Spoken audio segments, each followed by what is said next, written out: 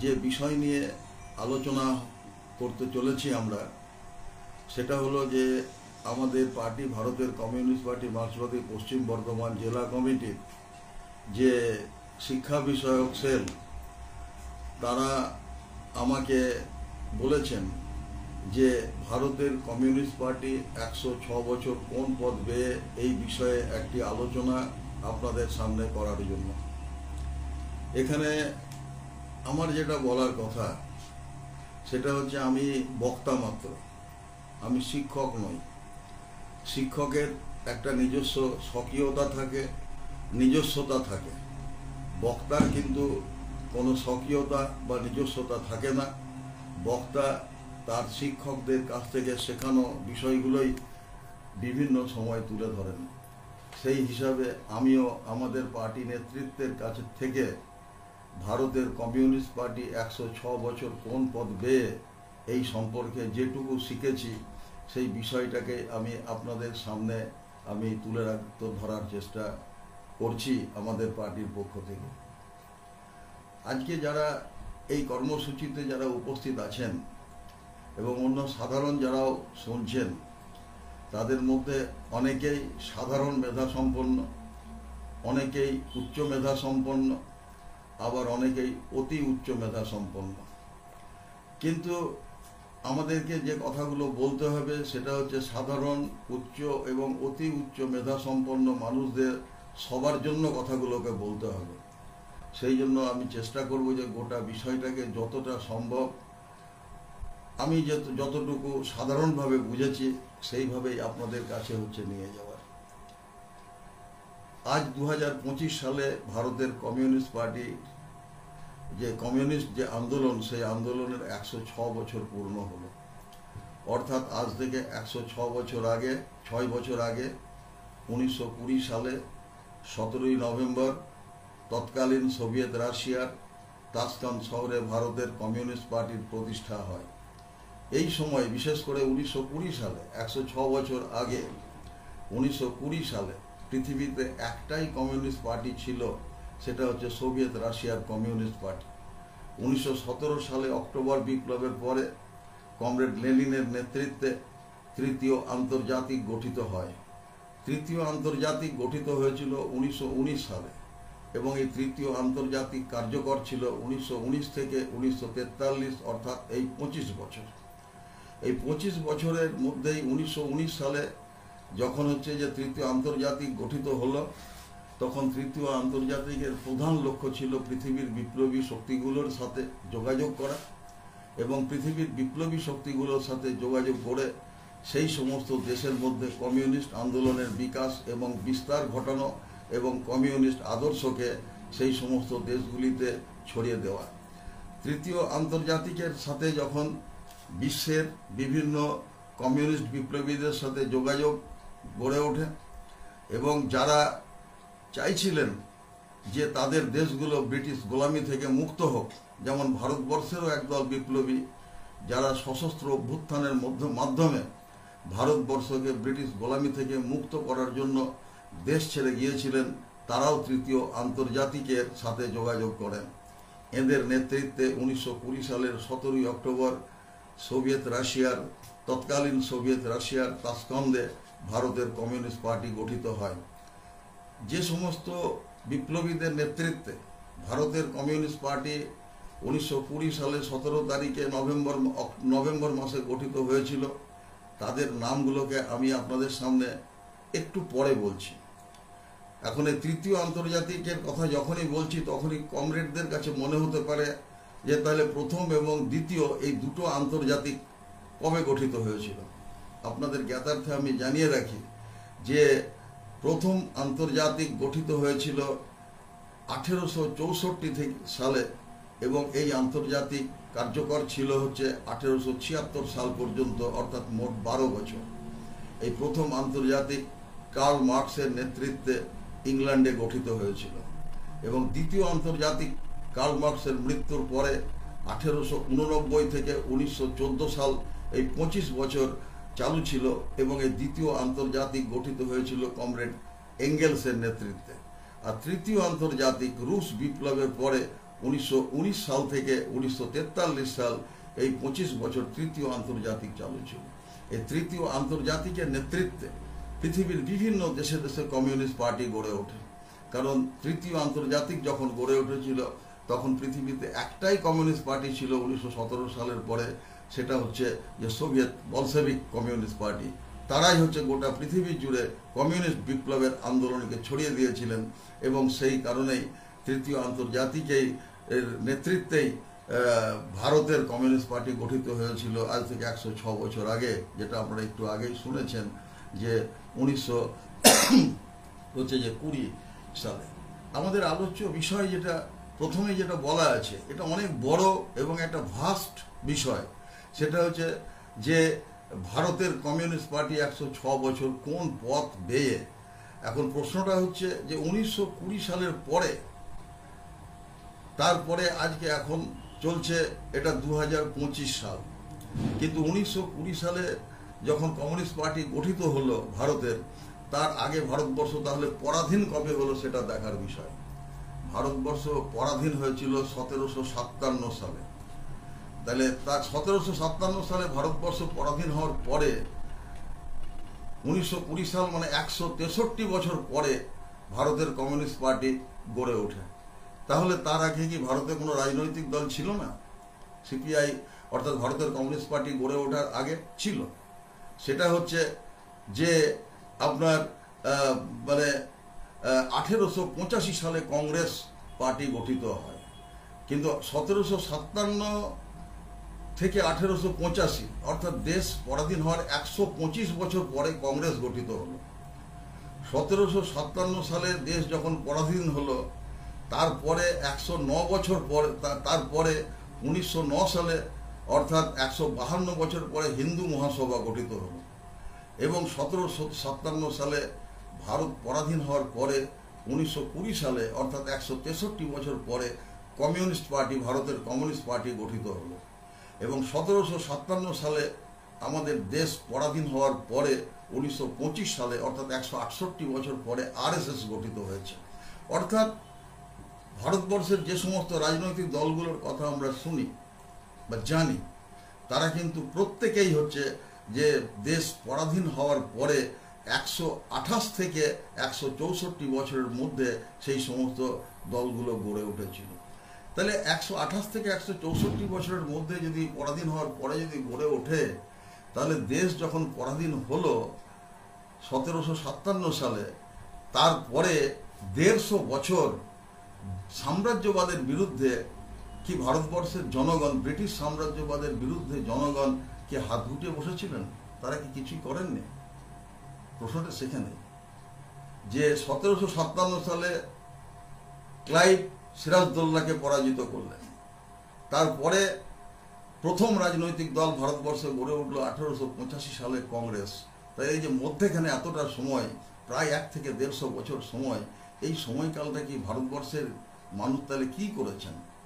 দেখা যাচ্ছে যে এই সময়টায় 150 বছরেরও বেশি সময়কাল ধরে ভারতবর্ষের কিন্তু পিছিয়ে পড়া মানুষ, ভারতবর্ষের হচ্ছে যে মানে খেটে খাওয়া মানুষ এবং ভারতবর্ষের নানা ধরনের বিভিন্ন গোষ্ঠী, আদিবাসী, তপশিলি জাতি, এরা হচ্ছে আত্মত্যাগ করেছেন এবং তারা লড়াই করেছেন, তারা শহীদের মৃত্যুবরণ করেছেন।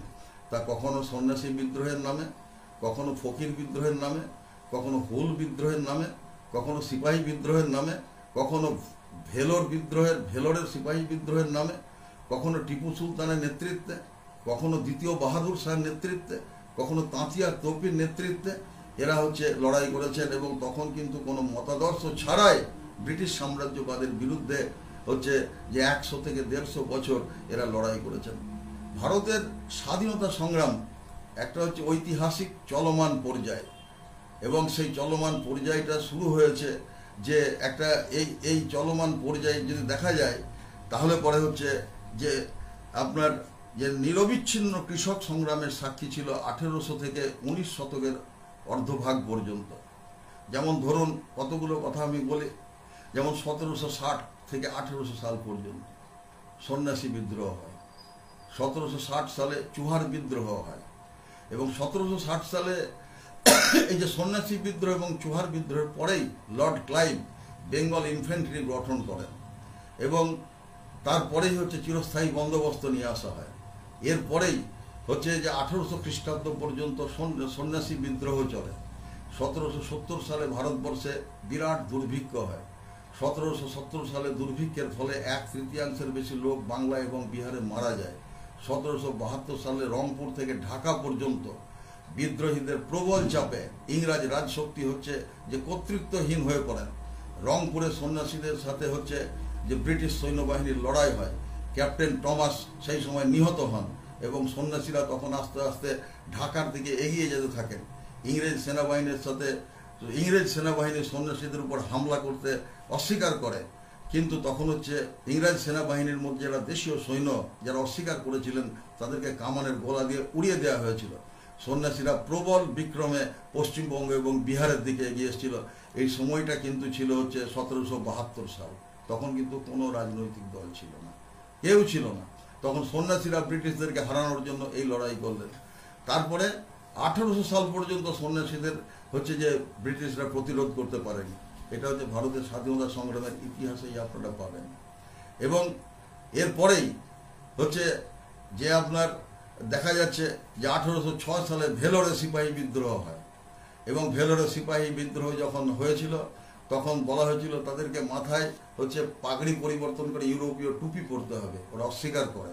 এবং পরে ইংরেজরা এই সময় কি করেন যে জমাদার শেখ করিম, ভালো করে নামটা মনে রাখার জন্য কথা বলছি আমি, যে তার নাম ছিলেন জমাদার শেখ করিম সহ 3 জন অফিসার এবং 7 জন কমান্ডার অফিসার এবং 11 জন সিপাহী সহ 16 জনকে অভিযুক্ত করা হয় এবং এদের মধ্যে হচ্ছে 5 জনকে গুলি করে হত্যা করা হয়, 8 জনকে ফাঁসি দেওয়া হয়, 6 জনকে কামানের মুখে গুলি করে উড়িয়ে দেওয়া হয়। তারপরে 1807 সালে গোটা দিল্লি অঞ্চল হচ্ছে যে ইংরেজদের বিরুদ্ধে অস্ত্র তুলে নেয়। 1814 সালে মুন্নের এলাকা বারাণসীর কাছে, সেখানে হচ্ছে যে বিখ্যাত আন্দোলন শুরু হয় ইংরেজদের বিরুদ্ধে। রাজপুতরা হচ্ছে অস্ত্র তুলে নিয়েছিল ইংরেজদের বিরুদ্ধে। 1815 সাল হচ্ছে একবার সাঁওতাল বিদ্রোহের সাক্ষী হল। 1827 সালে সৈয়দ আহমেদ ওয়াহাবি তিনি হচ্ছে ব্রিটিশদেরকে নিয়ে হচ্ছে লড়াই শুরু করলেন এবং এরপরে হচ্ছে যে 1857 এরপরে হচ্ছে 1870 সালে ওয়াহাবি আন্দোলন হচ্ছে ক্ষীণ হয়ে পড়ে। আমি সালগুলো পরপর এই কারণেই বলে যাচ্ছি যে 1757 পরের থেকে 1885 পর্যন্ত কি হয়েছিল ভারতবর্ষের ক্ষেত্রে সেটাকে শুধু বলার জন্য। এরপরে ধরুন 1817 সালে ওড়িশার কৃষকরা সামন্ত প্রভুদের বিরুদ্ধে আন্দোলন করে। 1818 সালে ভিল বিদ্রোহ, 1823 সালে রাজপুতনার মেয়াদের বিদ্রোহ এবং সেখানে হচ্ছে যে ভেলোর বিদ্রোহের পরে 1824 সালে ব্যারাকপুরে সিপাহীদের আর একটি বিদ্রোহ হয়। আমরা জানি ব্যারাকপুরে একটি মাত্র বিদ্রোহ ছিল সিপাহী বিদ্রোহ, কিন্তু এটা জেনে রাখা ভালো যে 1824 সালে ব্যারাকপুরে একটা সিপাহী বিদ্রোহ হয়। এই সিপাহী বিদ্রোহে 140 জনকে গ্রেপ্তার করা হয়, 9 জনকে ফাঁসি দেওয়া হয় এবং এই 9 জনকে হচ্ছে যে ফাঁসি দেওয়া হয়েছিল, 35 জনের হচ্ছে 14 বছর জেল হয়েছিল। 1826 সালে মহারাষ্ট্রের পুনের কৃষকরা আন্দোলন শুরু করে স্বাধীনতার দাবিতে দেশ। 1828 সালে কোল বিদ্রোহ হয়। 1831 থেকে 32 সাল ছোটনাগপুরের হো আদিবাসীদের বিদ্রোহ। 1830 থেকে 31 সাল মহীশূরের বিদ্রোহ। 1832 সাল আবার সাঁওতাল বিদ্রোহ। 1833 সাল মাদ্রাজ প্রেসিডেন্সিতে সেখানকার লোকেরা বিদ্রোহ করতে শুরু করলেন। 1842 সাল সাগরে বিদ্রোহ। 1846 সাল কার্নালের কৃষকরা বিদ্রোহ করলেন। 1846 সালে নৌ বিদ্রোহ হয়েছিল। আমরা অনেকগুলো নৌ বিদ্রোহের কথা জানি, কিন্তু হচ্ছে যে 1943 সালে নৌ বিদ্রোহ জানি, কিন্তু 1846 সালে 18ই ফেব্রুয়ারিতেও একটা নৌ বিদ্রোহ হয়েছিল। তারাও স্বাধীনতার দাবিতে ব্রিটিশদের বিরুদ্ধে বিদ্রোহ করেছিল। এবং 1848 সালে নাগপুরে রোহিলারা হচ্ছে যে বিদ্রোহ শুরু করে। 1850 সালে ব্রিটিশ মালিকদের বিরুদ্ধে নীল বিদ্রোহ, এটাও আপনারা সবাই জানেন আর কি। এবং তারপরে 1855 সালে হলো হুল বিদ্রোহ এবং সেই হুল বিদ্রোহে ভগ্নাডিহির মাঠে কেমন করে সিধু কানুকে হচ্ছে ফাঁসি দেওয়া হয়েছিল সে কথাও আপনাদের জানা আছে। এবং তারপরে 1857 সালে সিপাহী বিদ্রোহ, যাকে ভারতের প্রথম স্বাধীনতা যুদ্ধ বলা হয়। সিপাহী বিদ্রোহ সম্বন্ধে কার্ল মার্কস তার হচ্ছে ভারতের প্রথম স্বাধীনতা সংগ্রাম এই লেখার মধ্যে দিয়ে তিনি বলেছেন যে ভারতবর্ষের সিপাহীরাই হচ্ছে একমাত্র ব্যক্তি যারা হচ্ছে প্রথম একজন মুসলমানকে তাদের নিজেদের প্রধান করে তারা ভারতবর্ষের স্বাধীনতা আন্দোলন শুরু করেছিলেন। সেই মুসলমান কে ছিলেন আপনারা নিশ্চয়ই জানেন, যে দ্বিতীয় বাহাদুর শাহ। তিনি হচ্ছে তাকে নেতা করে তারা হচ্ছে সেই সময় হচ্ছে যে লড়াই আন্দোলন শুরু করেছিলেন। এই 1857 সালের সিপাহী বিদ্রোহের পরবর্তীকালে আমরা অনেকেই জানি যে 1857 সালের সিপাহী বিদ্রোহের পরে 1885 সালে হচ্ছে যে কংগ্রেস পার্টি তৈরি হলো। কংগ্রেস পার্টি তৈরি হওয়ার পিছনে প্রধান কারণ ছিল, আমরা যারা রজনীকান্ত দত্তের ইন্ডিয়া টুডে যারা পড়েছি তারা জানি যে রজনীকান্ত দত্ত ইন্ডিয়া টুডে মানে রজনীকান্ত দত্ত তার হচ্ছে আজিকার ভারত যে বই, তাতে বলছেন যে অ্যালাম অক্টোভিয়ান হিউম নামে একজন ইংরাজ, তারা হচ্ছে ইংরেজদেরকে বোঝালেন যে যেভাবে ভারতবর্ষের জনগণ 1.5 শতাধিক বছর ধরে বিদ্রোহ করছে, তাতে যদি ভারতবর্ষের বিদ্রোহকে, ভারতবর্ষের আন্দোলনকে শান্তিপূর্ণ ধাঁচে কোনো জায়গাতে নিয়ে যেতে হয়, তাহলে এমন একটা দলের প্রয়োজন যে দল অন্তপক্ষে ভারতবর্ষের জনগণকে শান্তিপূর্ণভাবে আন্দোলনের দিকে নিয়ে যেতে পারবে। অতএব সেই দল, তার নেতৃত্বে, তার পরামর্শে তৈরি হলো কংগ্রেস পার্টি সেই সময়। এবং এই কংগ্রেস পার্টি তৈরি হওয়ার পরেও কিন্তু ভারতবর্ষের মানুষ থেমে থাকেননি। 1899 থেকে 1900 সাল পর্যন্ত মুন্ডা বিদ্রোহ। এবং মজার ব্যাপার কি জানেন, এই যে যখন হচ্ছে যে কংগ্রেস তৈরি হচ্ছে তার আগে 1886 সালে রাজনারায়ণ বসু লিখছেন বৃদ্ধ হিন্দুর আশা। 1871 সালে রাজনারায়ণ বসু লিখছেন যে হচ্ছে হিন্দু ধর্মের শ্রেষ্ঠতা। আমার একটা সময় অবাক লাগে যে 1871 সালে যখন হচ্ছে প্যারি কমিউন, প্যারির মানুষরা যখন সাম্য, মৈত্রী, স্বাধীনতার বাণীতে যখন তারা লড়াই করছেন, যারা সমাজতন্ত্রের জন্য লড়াই করছেন, তখন ভারতবর্ষের মানুষ তখন লিখছেন কিছু লোক যে হচ্ছে হিন্দু ধর্মের শ্রেষ্ঠতা, বৃদ্ধ হিন্দুর আশা, এই সমস্ত লিখছেন।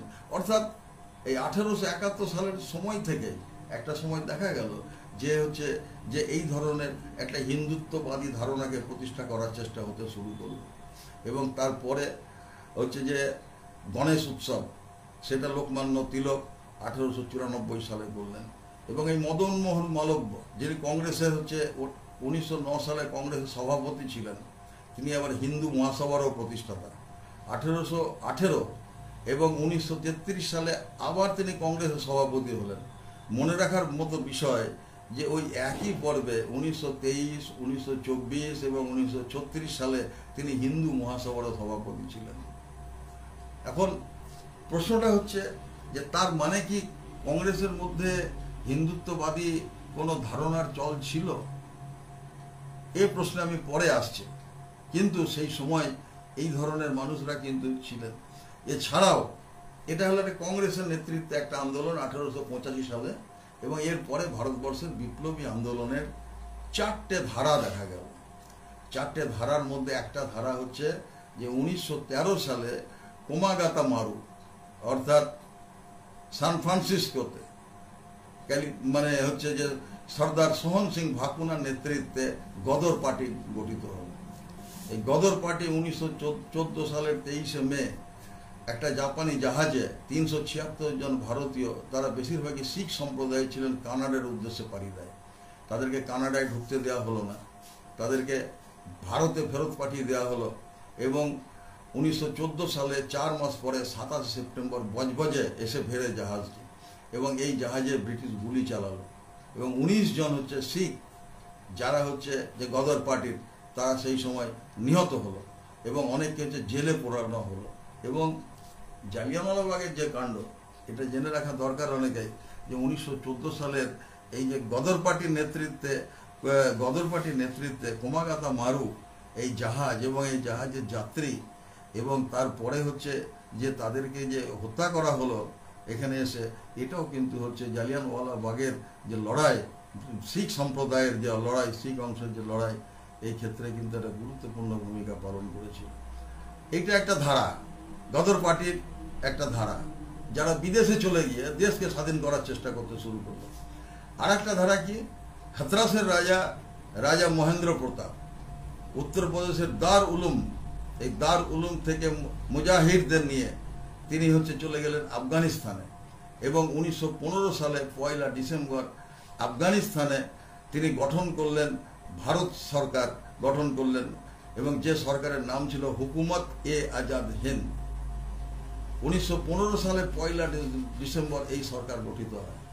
আমরা জানি রাসবিহারী বসু সরকার গঠন করেছিলেন একটি বিদেশে, আজাদ হিন্দ সরকার, কিন্তু তারও আগে 1915 সালে আফগানিস্তানে তৈরি হয়েছিল ভারতবর্ষের প্রথম বৈদেশিক সরকার। সেই সরকারের নাম ছিল হচ্ছে যে হুকুমত এ আজাদ হিন্দ। মৌলভী ওবায়দুল্লাহ সিন্ধ্রি ছিলেন সেই সরকারের হচ্ছে স্বরাষ্ট্রমন্ত্রী। হাথরাসের রাজা মহেন্দ্র প্রতাপ ছিলেন সেই সরকারের হচ্ছে রাষ্ট্রপতি। এবং ওবায়দুল্লাহ সেই সময় যে সংবিধান তৈরি করেছিলেন আফগানিস্তানে বসে, সেই সংবিধান ভারতের সাম্প্রদায়িক সমস্যার সমাধানের জটিল পথকে সমাধান হিসেবেও দেখা যেতে পারে এখনো পর্যন্ত। অনেক ঐতিহাসিকের কথা বলেন। মৌলভী বশির ছিলেন আফগানিস্তানের সেই সরকারের যুদ্ধ বিষয়ক মন্ত্রী, আর জাকেরিয়া ছিলেন যোগাযোগ দপ্তরের মন্ত্রী, এবং বৈদেশিক দপ্তরের দায়িত্বে ছিলেন গদর পার্টির পুরনো নেতা চম্পক রমন পিল্লাই। ইনি ছিলেন হচ্ছে যে সেই পার্টির নেতা। এই হচ্ছে দ্বিতীয় ধারা, যারা আফগানিস্তানে গিয়ে হচ্ছে সরকার তৈরি করল। তৃতীয় ধারা কি ছিল? রাসবিহারী বসু, যিনি হচ্ছে যে PN ঠাকুর নাম নিয়ে হচ্ছে যে তিনি জাপানে পালিয়ে যান, এবং প্রথম বিশ্বযুদ্ধের শুরুতে রাসবিহারী বসু, বীরেন্দ্রনাথ চট্টোপাধ্যায় সহ এরা হচ্ছে জার্মানিতে তারা বিপ্লবীদের নিয়ে একটা সংগঠন গড়ে তোলেন, এবং 1915 সালে জার্মানিতে ইন্ডিয়ান ইন্ডিপেন্ডেন্স কমিটি গঠন করা হয়। এই ইন্ডিয়ান ইন্ডিপেন্ডেন্স কমিটিতে ছিলেন বীরেন্দ্রনাথ চট্টোপাধ্যায়, রাজা মহেন্দ্র প্রতাপ, ডক্টর ভূপেন্দ্রনাথ দত্ত, ডক্টর চম্পক রমন পিল্লাই, ডক্টর অবিনাশ ভট্টাচার্য, মৌলানা বরকাতুল্লাহ ভূপালী, দাতানজি কেরসাম, প্রমোদনাথ দত্ত, জিতেন্দ্রনাথ লাহিড়ী, বীরেন্দ্রনাথ দাশগুপ্ত প্রমুখ। এদের সাথে ইংল্যান্ড থেকে কৃষ্ণ বর্মা, ফ্রান্স থেকে মাদাম ভিকাজি কামা প্রমুখরা হচ্ছে যোগ দিলেন। এবং এরা কি করলেন? এরা মানে একটা অস্থায়ী সরকার তৈরি করলেন তখন সেই সময় রাসবিহারী বসু এখানে, এবং সেই সরকারের নাম ছিল আজাদ হিন্দ সরকার। এই সরকারকে তখন তিনি হচ্ছে রাসবিহারী বসু তুলে দিলেন সুভাষচন্দ্র বসুর হাতে। তবে দুটো সরকার তৈরি হয়েছিল, একটা হয়েছিল বার্লিনে, আর একটা হয়েছিল হচ্ছে আফগানিস্তানে। আফগানিস্তানের সরকার 1915 সালে সরকার তৈরি হয়েছিল। এবং মনে রাখার দরকার যে 1915 সালে আফগানিস্তানে যে সরকার তৈরি হয়েছিল, রাজা মহেন্দ্র প্রতাপ যার রাষ্ট্রপতি ছিলেন, এই সরকারকে কিন্তু 1917 সালে রুশ বিপ্লবের পরে তৎকালীন রুশ গভর্নমেন্ট প্রথম হচ্ছে তাকে স্বীকৃতি দেয়।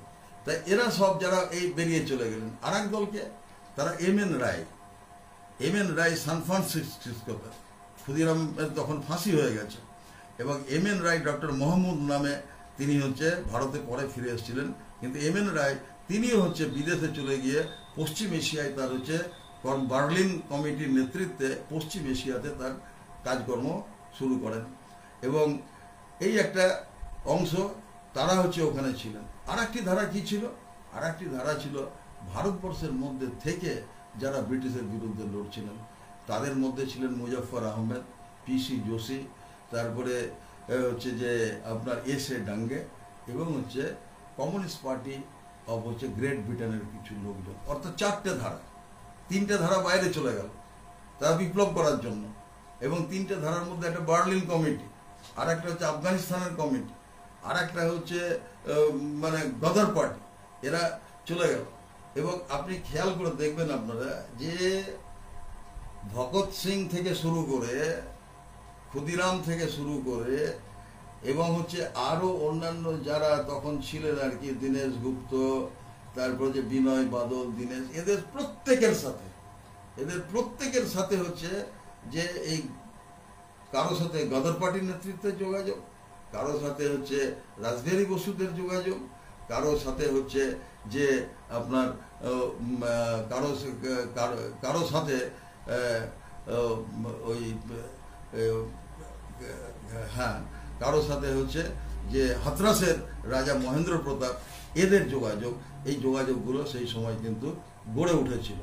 এবং আর এক দল যারা ভারতবর্ষের মধ্যে ছিলেন, তাদের মধ্যে নামগুলো বললাম একটু আগেই আপনাদেরকে, যে PC Joshi, CP, communist party of great ব্রিটেনের কিছু লোকজন যারা হচ্ছে কমিউনিস্ট ইন্টারন্যাশনালের সঙ্গে তৃতীয় আন্তর্জাতিকের সাথে যোগাযোগ রেখে তারাও ভারতবর্ষে কমিউনিস্ট আন্দোলনকে তৈরি করার চেষ্টা করছিলেন, সাহায্য করার চেষ্টা করছিলেন।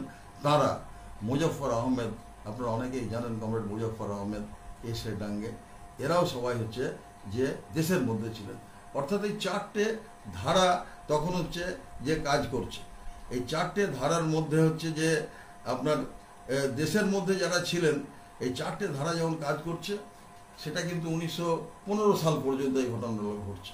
এবং 1915 সালের পরে যখন 1917 সালে রুশ বিপ্লব হচ্ছে, তখন কিন্তু এরাও রুশ বিপ্লবের গতি প্রকৃতির দিকে নজর রাখছেন। এবং এই নজর রাখার ফলে কি হলো, যে তিনটে জায়গা থেকেই মানুষজন, তারা কমরেডরা এবং এই যারা দেশকে স্বাধীন করতে চেয়েছিলেন, তারা তখন তৃতীয় আন্তর্জাতিকের সাথে যোগাযোগ করার চেষ্টা করলেন। এবং এদের মধ্যে এম.এন. রায়ের নেতৃত্বে তৃতীয় আন্তর্জাতিকের সাথে যোগাযোগ হলো 1917 সালে যোগাযোগ হয়। তারও একটু আগের থেকে যোগাযোগ হয়েছিল, ঠিক নির্দিষ্টভাবে সাল তারিখ কোনো নেই যে 1916-তে হলো, না 1917-তে হলো, না হচ্ছে যে 18-তে হলো, কিন্তু হচ্ছে যে এদের সাথে যোগাযোগ হলো মানে তৃতীয় আন্তর্জাতিকের। যেহেতু তৃতীয় আন্তর্জাতিক 1919 সালে তৈরি হয়েছে, অর্থাৎ ধরেই নিতে হবে যে 1919-এর কিছুদিন আগেই হচ্ছে যোগাযোগ হয়। এবং এই 1919-এর পরে যখন যোগাযোগ হলো, তখন আমরা মুজফ্ফর আহমেদের যে লেখা আমার জীবন ও ভারতের কমিউনিস্ট পার্টি, তার মধ্যে দেখতে পাচ্ছি যে 1920 সালে 17ই অক্টোবর 7 জন মিলে হচ্ছে যে ভারতের কমিউনিস্ট পার্টি ওখানে গঠন করেন। এবং কমরেড মুজফ্ফর আহমেদের যে লেখা আমার জীবন ও ভারতের কমিউনিস্ট পার্টি, তাতে হচ্ছে এম.এন. রায়, এলভিনা ট্রেন্ট রায়, অবনী মুখার্জি মানে এটা অবনী মুখার্জি, কিন্তু মুজফ্ফর আহমেদের যে লেখা তাতে হচ্ছে মুখার্জি আছে, রোজা ফিটিঙ্গ, মোহাম্মদ আলী, মোহাম্মদ শফিক সিদ্দিকী, প্রতিবাদী ব্যাঙ্গার আচার্য, এরা হচ্ছে যে এরা হলেন। এবং এখানে হচ্ছে যে সভাপতি হিসাবে এই মিটিংয়ে স্বাক্ষর ছিল আচার্য বলে, এবং আরেকজনের স্বাক্ষর ছিল, তার নাম ছিল এম.এন. রায়, সেক্রেটারি বলে এটা ছিল। এই সভা মিলিত হয়েছিল 1920 সালের ডিসেম্বর মাসের 15 তারিখ, যাতে দুটি প্রস্তাব গৃহীত হয়। প্রস্তাব হলো, সিদ্ধান্ত গৃহীত হলো যে আব্দুল কাদির, মাসুদ আলী শাহ, কাজী ও আকবর শাহ পার্টির প্রার্থী সভ্য হলেন। রায়, শফিক ও আচার্যকে নিয়ে পার্টির একটি কার্যকরী কমিটি নির্বাচিত হল। উজবেকিস্তানের কমিউনিস্ট পার্টির মহাফেজখানায় তুর্কিস্তানের কমিউনিস্ট পার্টির সেন্ট্রাল কমিটিকে লেখা রায়ের একখানা পত্রও পাওয়া গেছে। এই পত্রে কোনো তারিখ নেই। রায় সেখানে বড় রুশ হরফে লাল কালিতে নিজের নাম সই করেছেন। তিনি নিজেকে বলেছেন যে সংশ্লিষ্ট কমিটির তিনি হচ্ছে যে সেক্রেটারি। এই পত্রে আরও একটি দস্তখত আছে, এটা মুজফ্ফর আহমেদের লেখাতে লেখা আছে, তা কিন্তু অস্পষ্ট। এতে লেখা আছে, এত দ্বারা জানানো যাচ্ছে যেখানে ভারতের কমিউনিস্ট পার্টি গঠন হয়েছে থার্ড ইন্টারন্যাশনাল নীতি মেনে কমিনটার্ন তুর্কিস্তান ব্যুরো রাজনৈতিক পরিচালনায় পার্টি কাজ করছে। এ হলো 1920 সাল পর্যন্ত হচ্ছে যে পার্টির গোটা প্রতিষ্ঠা। যেহেতু আমাদের আজকে আলোচনার বিষয়ের মধ্যেই যেটা হচ্ছে যে ছিল যে ভারতের কমিউনিস্ট পার্টি 106 বছর কোন পদ পেয়ে, আমি 1920 পর্যন্ত তো এখনো এইটুকু বললাম শুধুই। এবং এই 1920 পরে যে কমিউনিস্ট পার্টি তৈরি হলো, এবং 1921 সালে কংগ্রেসের আহমেদাবাদ অধিবেশনের পক্ষে হজরত মোহানি, তিনি হচ্ছে পূর্ণ স্বাধীনতা দাবি তোলেন কংগ্রেসের মধ্যে। হজরত মোহানি তিনিও কমিউনিস্ট পার্টির সদস্য ছিলেন, কংগ্রেস পার্টির মধ্যেই তিনি কাজ করছিলেন। এরপরে পার্টিকে নানা রকম বিপর্যয়ের মধ্যে যেতে হয়। 1922 সালে কমিউনিস্টদের বিরুদ্ধে পেশোয়ার ষড়যন্ত্র মামলা, 1924 সালে কমিউনিস্টদের বিরুদ্ধে হচ্ছে কানপুর ষড়যন্ত্র মামলা, 1925 সালে কানপুর ষড়যন্ত্র মামলা, 1919 সালে কমিউনিস্টদের বিরুদ্ধে মিরাট ষড়যন্ত্রের মামলা। এতগুলো ষড়যন্ত্রের মামলা হয়েছিল। এই মামলার ঘটনা আমরা বিভিন্ন সময় আমরা বিভিন্ন আলোচনাতে আপনাদের কাছে করেছি, এই বিষয়ে বিস্তারিত আমি বলতে চাইছি না। এবং হচ্ছে যে আমাদের পার্টিকে অনেকবার নিষিদ্ধ হতে হয়েছে। 1934, 1939, 1948 থেকে 1951, কখনো ব্রিটিশদের আমলে নিষিদ্ধ হতে হয়েছে, কখনো আবার হচ্ছে যে কখনো ব্রিটিশ আমলে নিষিদ্ধ হতে হয়েছে, আবার কখনো হচ্ছে যে কংগ্রেসের আমলে নিষিদ্ধ হতে হয়েছে। 1949 সালে যখন আমরা নিষিদ্ধ হই হায়দ্রাবাদে আন্দোলনের কারণে, হায়দ্রাবাদে আমাদের পার্টিকে নিষিদ্ধ করা হয়েছিল সেই সময় শুধুমাত্র। আর 1948 থেকে 51 এই 3 বছর হচ্ছে আমাদেরকে হচ্ছে যে মানে নিষিদ্ধ করে রাখা হয়েছিল। এরপরে আপনারা এটা জানেন যে তেভাগার কৃষক আন্দোলনের মধ্যে আমাদের কিভাবে আমরা সংগঠনকে গড়ে তুলেছিলাম, আমরা সেই সময় কিভাবে কৃষক আন্দোলনকে নিয়ে আসা হয়েছিল, এই সমস্ত আছে। এবং গোটা দেশের স্বাধীনতা আন্দোলনের ক্ষেত্রে যেভাবে বুর্জোয়াজি প্রচার করে যে তারাই নাকি একমাত্র নায়ক, কিন্তু ঘটনা হচ্ছে যে বুর্জোয়াজি নায়ক নয়, আসল নায়ক আমাদের দেশের শ্রমিক এবং কৃষক এবং সাধারণ মানুষরা। সেটা হচ্ছে 1757 থেকে 1885 সাল পর্যন্ত আমি আপনাদেরকে যে হিসেব দিলাম, এই দীর্ঘ 150 বছর, এই 150 বছরের হিসেবের মধ্যে কিন্তু এই নায়কত্ব দেখিয়েছেন কখনো কোল, ভিল, সাঁওতাল, মুন্ডা, কখনো মুসলমান, কখনো হচ্ছে সাধারণ সৈন্যবাহিনী, কখনো হচ্ছে সাধারণ জনগণ, কখনো কৃষক, তারা কিন্তু হচ্ছে এইটা দেখিয়েছেন আর কি। এবং পরবর্তীকালে এবং এই স্বাধীনতা আন্দোলনের ক্ষেত্রে আমাদের EMS নম্বুদ্রিপাদ, হরকিষণ সিং সুরজিৎ, BTR, বিনয় চৌধুরী, বিজয় পাল, রবীন সেন, আব্দুল হালিম, মোহাম্মদ আমিন, সৈয়দ শাহেদুল্লাহ সহ হাজার হাজার কমিউনিস্ট নেতৃত্ব এবং হচ্ছে সেই সময় মানে হাজার হাজার কমিউনিস্ট নেতৃত্বের আত্মত্যাগ। আমাদের এই পশ্চিম বর্ধমান জেলাতে হচ্ছে বিজয় পাল, এই সমস্ত যারা নেতৃত্ব ছিলেন, এদের হাজার হাজার কমিউনিস্ট নেতৃত্বের আত্মত্যাগের ফলেই হচ্ছে যে দেশটা স্বাধীন হয়েছে। দেশ শুধুমাত্র এককভাবে কেউ যদি বলে থাকেন যে আমরা স্বাধীন করেছি, ব্যাপারটা কিন্তু সেটা কিন্তু নয়। যাই হোক, 47-এর পরে দেশ স্বাধীন হওয়ার পরেতেও আমরা আমাদের তো বললাম যে দুবার আমরা হচ্ছে যে আমাদেরকে নিষিদ্ধ ঘোষণা করা হয়েছিল। এরপরে আমাদের পার্টি কর্মসূচি গ্রহণ করা হয় 1957-তে এবং পরবর্তীকালে 1964 সালে হচ্ছে যে ভারতের কমিউনিস্ট পার্টি থেকে আমরা CPIM গঠন করতে বাধ্য হই তখন। এবং এটা আমরা বলছি এই কারণে যে আমরা বেরিয়ে এসে নয়, বাধ্য করা হয় CPIM-কে গঠন করতে। এবং এবং এই যে 1964 থেকে এই যে 2025, এই 61 বছরে আন্তর্জাতিক পরিসরে অনেক পরিবর্তন ঘটে গেছে। এই হচ্ছে যে ঘটে গেছে। কাজে 2000 সালের যে অভিজ্ঞতা, সেই আলোকেও আমাদেরকে হচ্ছে গোটা বিষয়টা আমাদেরকে বোঝার আছে। আমাদের পার্টি কর্মসূচিতে প্রথম কাজ হচ্ছে রোগ নির্ণয় করা। আমার জ্বর হয়েছে, জ্বরটা কিসের জন্য হয়েছে, টিবির জন্য হয়েছে না ক্যান্সারের জন্য হয়েছে না কিসের জন্য হয়েছে, সেটাকে খুঁজে বার করতে হবে। তার জন্য প্রথম কাজ হচ্ছে যে দেশের ডাইলেকটিক্স কি ডাইলেকটিক্স আছে সেটাকে প্রথম বার করা।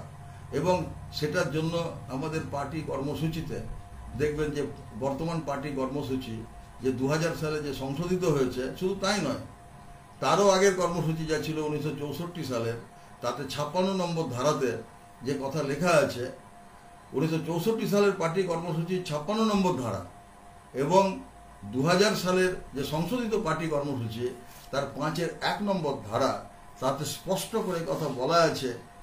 এটা বুঝতেই হবে কমরেডদেরকে এবং আমাদেরকে বুঝতেই হবে, কারণ আমাদের শত্রু কে সেটা যদি জানতে না পারি তাহলে পরে আমাদের পক্ষে কিন্তু লড়াই করা মুশকিল।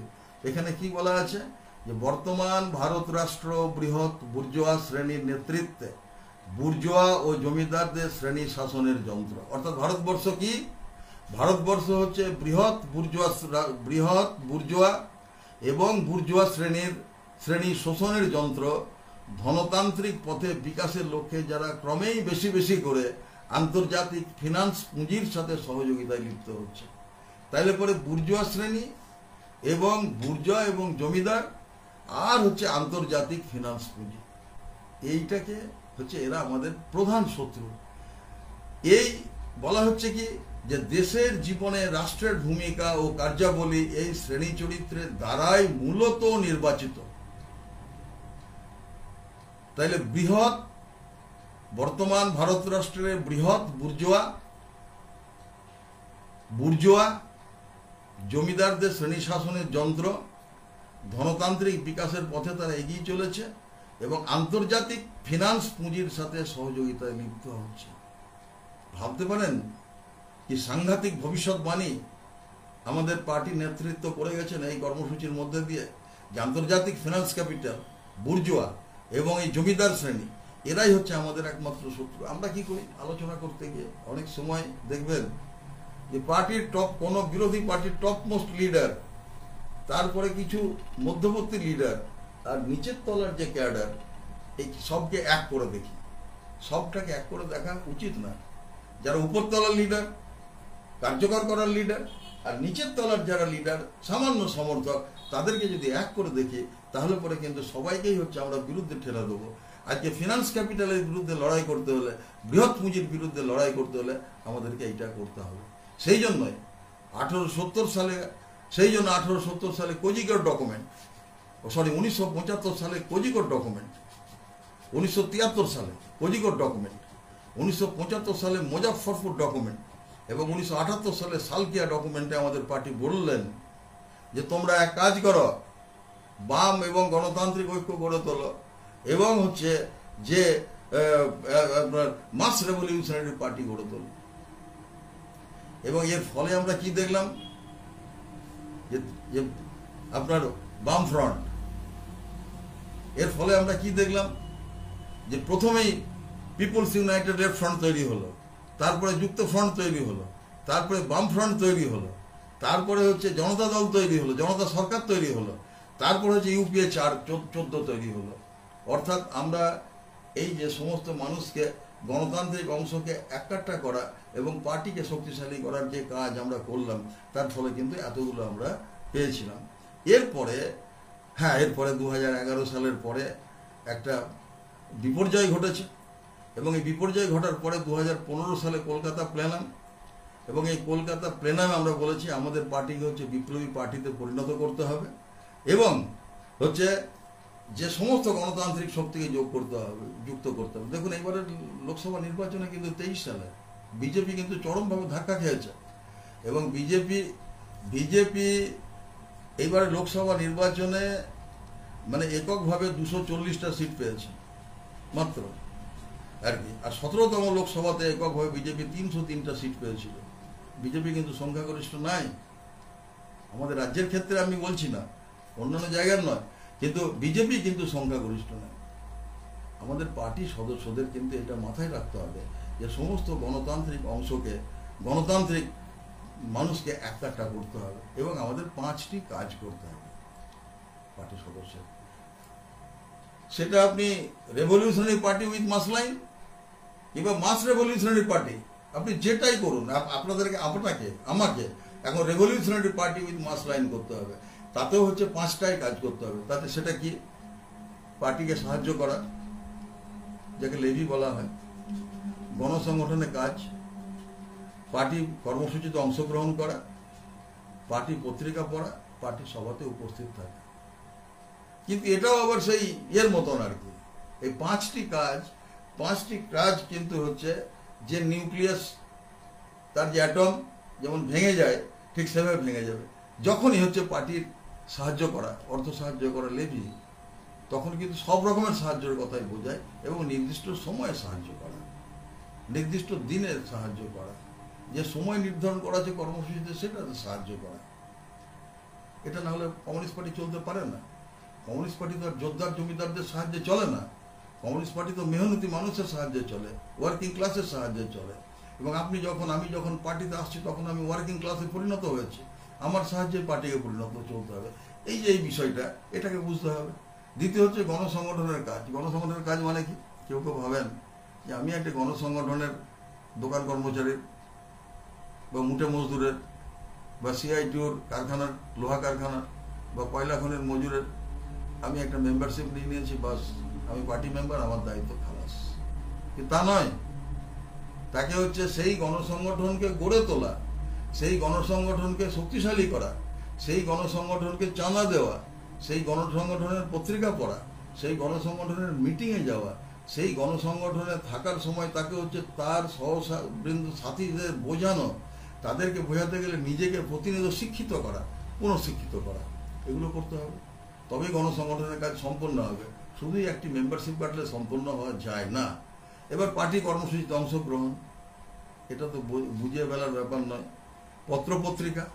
পত্রপত্রিকা আমাদের পড়তে হবে, পত্রপত্রিকা পড়তে হবে, বুঝতে হবে, আলোচনা করতে হবে এবং নিজেদের সাথে পরামর্শ বিমর্শ করতে হবে। শুধুই নিজে পড়লে হবে না। যদি কেউ পড়তে না পারেন তাহলে তাকে হচ্ছে পড়ানোর জন্য উৎসাহিত করা এবং তাকে বোঝানো। আর হচ্ছে সভাতে উপস্থিত থাকা। সভাতে উপস্থিত থাকা মানে হচ্ছে গিয়ে চুপচাপ উপস্থিত থাকলাম প্রতিটাতে, তাও নয়, কিন্তু উপস্থিত থাকা, আলোচনায় অংশগ্রহণ করা, কার্যকর করা। এবং এরপরে এই কাজগুলো যদি আমরা করতে শুরু করি, এবং ইতিমধ্যে দেখবেন যে গোটা পৃথিবী জুড়ে কিন্তু ব্যাপক পরিবর্তনের জায়গাতে চলে এসছে এবং পৃথিবীতে কিন্তু সামাজিক দ্বন্দ্বের তীব্রতা বাড়ছে এবং এই চারটি দ্বন্দ্ব পৃথিবীতে এখনও সমানভাবে ক্রিয়াশীল। সাম্রাজ্যবাদের সাথে সাম্রাজ্যবাদের দ্বন্দ্ব, পুঁজিবাদের সাথে সমাজতন্ত্রের দ্বন্দ্ব, শ্রম এবং পুঁজির দ্বন্দ্ব, সাম্রাজ্যবাদী দেশগুলির সঙ্গে তৃতীয় বিশ্বের দ্বন্দ্ব, এটা বাড়ছে। এবং একটা ব্যাপার যে অনেকের মাথার মধ্যে এটা থাকতে পারে যে কোনো একটা জায়গায় সমাজতন্ত্র প্রতিষ্ঠিত হয়েছিল মানে সেখানেই আবার হবে, কিন্তু তার কোনো মানে নেই। পৃথিবীটা একটা, পৃথিবীর মধ্যে গ্লোবাল নর্থ, গ্লোবাল সাউথ। গ্লোবাল নর্থেও হচ্ছে মানুষ বাস করেন, গ্লোবাল সাউথেও মানুষ বাস করেন। হয়তো কোনো সময় দেখা যায় যে গ্লোবাল নর্থে সমাজতন্ত্র প্রতিষ্ঠিত হয়েছিল, গ্লোবাল সাউথে ছিল না। কিন্তু এমন তো হতেই পারে যে গ্লোবাল সাউথে হচ্ছে সমাজতন্ত্রের বিকাশ ঘটছে, বিভিন্ন জায়গাতে আন্দোলনের ঘটছে। যেমন ধরুন এখনকার দিন ঐতিহাসিকরা বলে যে ব্রিটিশরা যখন ভারতবর্ষে এলো 1757 সালে, তারপরে 1760 সালে শিল্প বিপ্লব হলো ইংল্যান্ডে এবং তারপরে 1760 সালে শিল্প বিপ্লব হলো। এমন কথা ঐতিহাসিকরা বলেন যে যদি ভারতবর্ষকে এবং গ্লোবাল সাউথকে যদি লুট করতে না পারতো ব্রিটিশরা, তাহলে ইংল্যান্ডে শিল্প বিপ্লব না হয়ে ভারতবর্ষে এবং গ্লোবাল সাউথে বিশ্ব বিপ্লব হতো আর কি, এই শিল্প বিপ্লব হতো আর কি। এবং এখনো দেখবেন যে সেইভাবেই পৃথিবীর বিভিন্ন দেশে, আপনার লাতিন আমেরিকার দেশগুলো, আফ্রিকার দেশগুলো এবং হচ্ছে যে মানে আমাদের প্রতিবেশী যেমন শ্রীলঙ্কা বলুন, নেপাল বলুন, বিভিন্ন জায়গাতেই দেখবেন যে লাল ঝান্ডার লহর বাড়ছে। কাজে এখানে হতাশার কোনো ব্যাপার নয়। 106 বছর পরে ভারতের কমিউনিস্ট আন্দোলনের 106 বছর যখন আমরা উদযাপন করছি, তখন নিজের মধ্যে এই সাহস রাখতে হবে, এই দুর্জয় হচ্ছে যে ইচ্ছা মনের মধ্যে রাখতে হবে যে হ্যাঁ আমরা পারি, আমরা থামবো না, আমরা এগিয়ে যাব, আমরা কমিউনিস্ট হিসাবে আমরা বিজয় লাভ করব এবং এটাই হবে আমাদের ইচ্ছা এবং এটাই হচ্ছে আমাদের মতাদর্শিক যে শক্তি। এই শক্তিকে কাজে লাগিয়ে আমরা এগিয়ে যেতে পারবো। এইটুকু বলে আপনাদের প্রত্যেককে যারা কষ্ট করে এতক্ষণ ধরে আমাদের এই কর্মসূচিতে উপস্থিত আছেন তাদেরকে আন্তরিক অভিনন্দন, সালাম, নমস্কার, বাধাই জানিয়ে আমার বলা শেষ করলাম। ধন্যবাদ।